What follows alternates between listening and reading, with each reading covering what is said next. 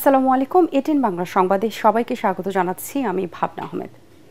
খাগড়াছড়িতে টানা চতুর্থ দিনের মতো চলছে সড়ক অবরোধ কর্মসূচি। খাগড়াছড়িতে স্কুল ছাত্র ধর্ষণ ও গুইমারাই সহিংসতার প্রতিবাদে ডাকা এই অবরোধে যান চলাচল বন্ধ রয়েছে। গতকাল খাগড়াছড়ির সাথে ঢাকা চট্টগ্রাম সড়কে অবরোধ শিথিল করা হলেও আজ তা বন্ধ রয়েছে। তবে শহরতলিতে সীমিতভাবে ইজি বাইক ও মোটরসাইকেল চলাচল করতে দেখা গেছে। এদিকে সার্বিক নিরাপত্তা জোরদারে সেনাবাহিনীর টহলের পাশাপাশি মাঠে রয়েছে বিজিবি ও পুলিশ।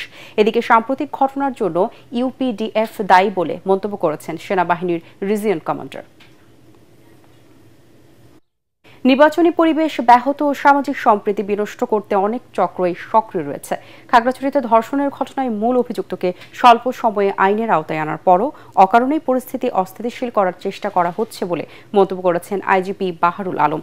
শারদীয় দুর্গাপূজা উপলক্ষে পুলিশ সদর দপ্তরের সংবাদ সম্মেলনে বাহিনীর কর্মতৎপরতা তুলে ধরার পাশাপাশি নির্বাচনকে ঘিরে পুলিশের সক্ষমতার কথাও জানান তিনি।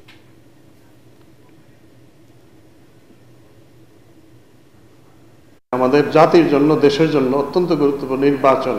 এখন এই পরিবেশটা আপনারা জানেন যে এটা ব্যাহত করার জন্য দেয়ার আর সো মেনি এলিমেন্টস, এরকম নানান ধরনের রিয়াকশনারি এলিমেন্টস আছে যারা সম্প্রীতি বিনষ্ট করতে চায়। আলটিমেটলি সমাজ অস্থির হলে গোলটা গিয়ে হবে আলটিমেটলি যে আমাদের একটা শান্তিপূর্ণ ইলেকশন যেন ক্ষতিগ্রস্ত হয়। ওয়ালটন এখন দেশের সীমানা পেরিয়ে পৌঁছে গিয়েছে 50টিরও বেশি দেশে।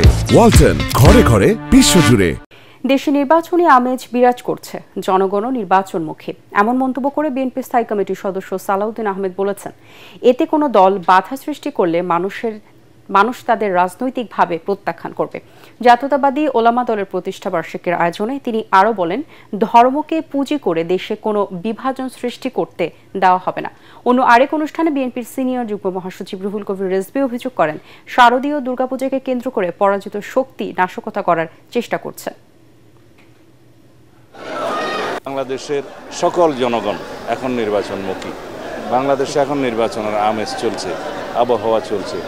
সকল প্রার্থীরা, সম্ভাব্য প্রার্থীরা এবং জনগণ ভোটের জনসংযোগে আছে।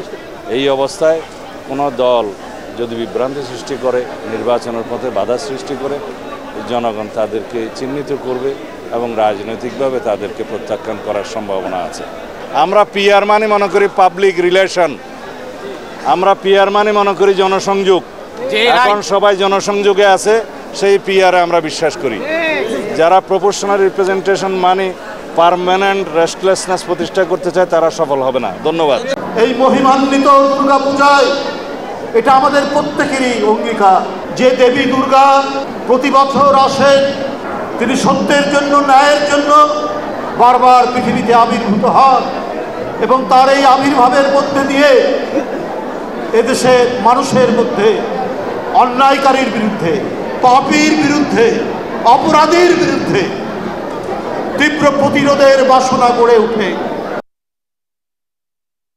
জুলাই সনদের ভিত্তিতে ফেব্রুয়ারিতে নির্বাচনে আহ্বান জানিয়েছেন জামায়াতে ইসলামীর সেক্রেটারি জেনারেল অধ্যাপক মিয়া গোলাম পরোয়ার।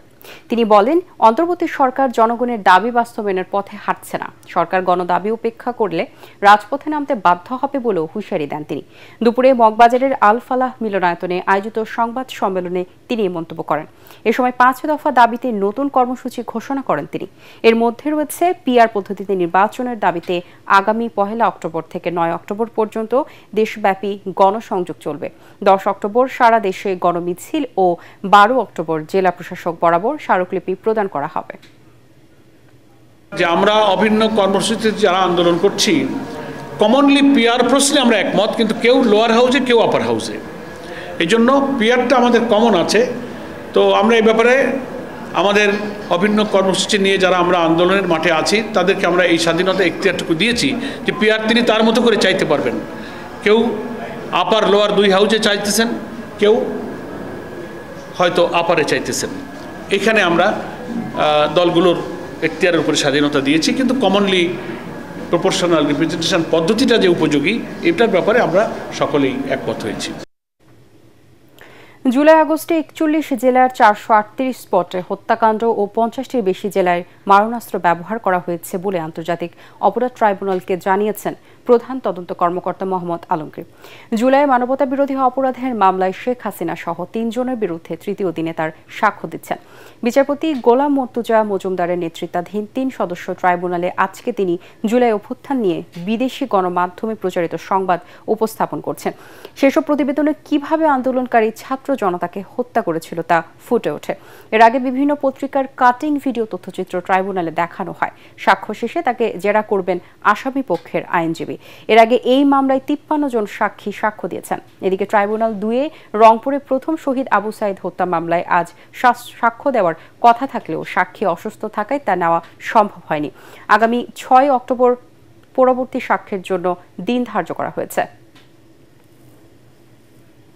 অন্তর্বর্তী সরকারের প্রধান উপদেষ্টা বিদেশ সফরে 3 রাজনৈতিক দলের প্রতিনিধির সাথে নেওয়াকে বৈষম্যমূলক আচরণ বলে মন্তব্য করেছেন ইসলামী আন্দোলন বাংলাদেশের যুগ্ম মহাসচিব গাজী আতাউর রহমান। সকালে পুরানা পল্টনে দলের কেন্দ্রীয় কার্যালয়ে আয়োজিত সংবাদ সম্মেলনে তিনি এই মন্তব্য করেন। বলেন, এই সিদ্ধান্তের ফলে সরকারের নিরপেক্ষতা প্রশ্নবিদ্ধ হয়েছে। এর প্রভাব রাজনৈতিক দলগুলোর মধ্যে পড়বে বলেও দাবি করেন তিনি। এ সময় তিনি জানান, আগামী 1 অক্টোবর থেকে 9 অক্টোবর পর্যন্ত জনমত গঠনে গণসংযোগ, 10 অক্টোবর ঢাকা ও বিভাগীয় শহরে গণমিছিল এবং 12 অক্টোবর জেলা প্রশাসকের কাছে স্মারকলিপি প্রদান করবে ইসলামী আন্দোলন। সংবাদ দেখার আমন্ত্রণ জানিয়ে এখনকার মতো শেষ করছি। এটিএন বাংলার সংবাদ ইউটিউবে দেখতে ব্রাউজ করুন youtube/ATN বাংলা নিউজ। ধন্যবাদ সবাইকে।